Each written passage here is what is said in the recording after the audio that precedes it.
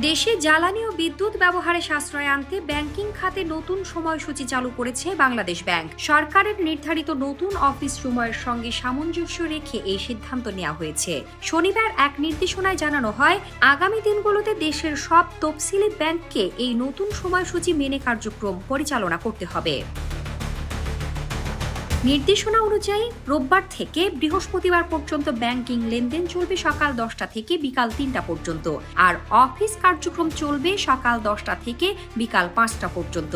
সাপ্তাহিক ছুটি নির্ধারণ করা হয়েছে শুক্রবার ও শনিবার। সংশ্লিষ্টরা বলছেন, এই পরিবর্তনের ফলে বিদ্যুৎ ও জ্বালানির ব্যবহার কমানোর পাশাপাশি সামগ্রিক ব্যবস্থাপনায় একটি সমন্বয় আসবে।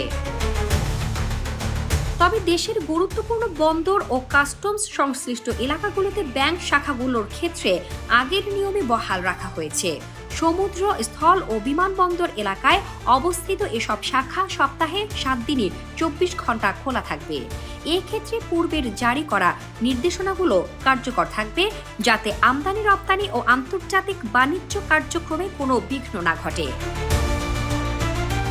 এর আগে 2 এপ্রিল সরকার সরকারি ও বেসরকারি অফিসের জন্য নতুন সময়সূচি নির্ধারণ করে।